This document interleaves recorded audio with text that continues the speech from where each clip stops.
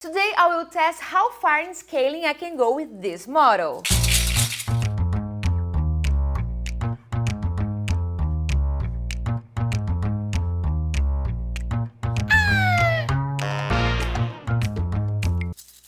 Hello YouTube, I am here for another video. I told you there would be videos. So here's the deal. Recently we've released a whole collection of sea animals, just like this, the betta, and this, the orca. And one that was a super win and people love it because it's super cute, the manta ray. And as usual, when we release a collection with nice articulated models, we have this urge to print them in different sizes. I don't know why, but I'm always into printing them smaller, because tiny things are super adorable. Then when I told my colleagues I wanted to print this one smaller, they told me, it's not going to work because of the articulations. And this is not really an articulation, it's kind of mental. So because of this mental, it makes printing different sizes a lot harder. This is the 100% version that was released on our drop. And I will show you how far can we go with a mantle this fragile.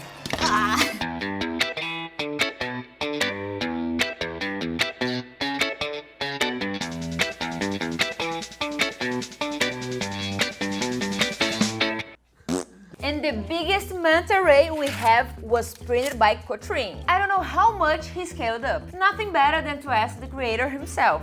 265. And it's massive, check it out! When it's scaled up like that, there's a lot of space of movement, so the articulation will be fine. It's the size of my head! As there was no space on the build plate, he cut its tail off and printed the whole body first. And then the stinger, butt, tiny sword. What is this? Leave in the comments below what's the name of this. So this is a really big one Cotrine made. Then we printed this one.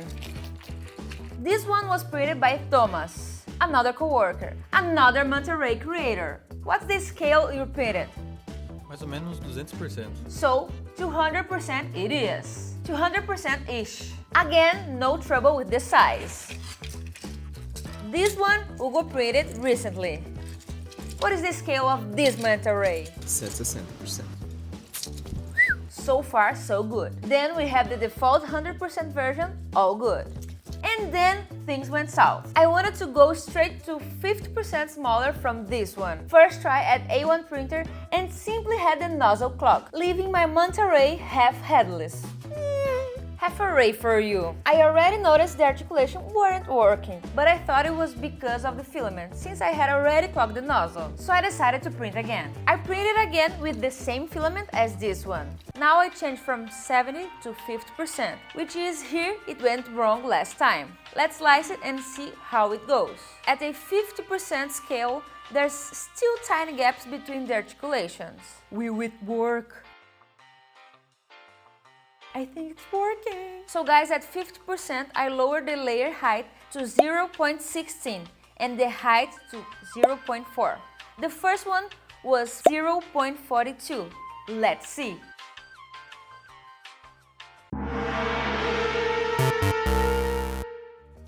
It loses all its articulation movements, so I'm moving up the scale. I tried again with 55% and it's moved a little bit, but it's not as satisfying. It feels like rubber, kind of weird. Not nice. So I printed another one at 60% and the tail is kind of wiggly, but it's lacking that juice, like movement. If you want that, it works. You can print an array of rays. They just don't move that nicely. So I tried 65%. Ouch, it's too hot. Oh my gosh!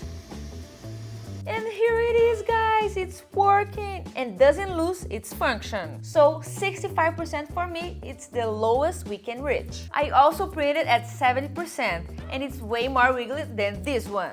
But 65% still work. Side note, when you are printing this model, do not set too high of a printing speed, as it has many towers per se, so if one detaches from the build plate, it will blow the whole thing. Keep it nice and slow, and the first layer needs to be a good first layer. Otherwise, it will detach and it's a total train wreck. If you are new here, don't forget to subscribe and leave a like. If you have any questions, leave in the comments and we'll try to answer all of them. And if you just happen to stumble on this video and don't know anything about 3D printing, tell me in the comments below. Maybe in the next video I will convince you to have a 3D printer because it's freaking awesome. That's it then. See you next video. Bye bye!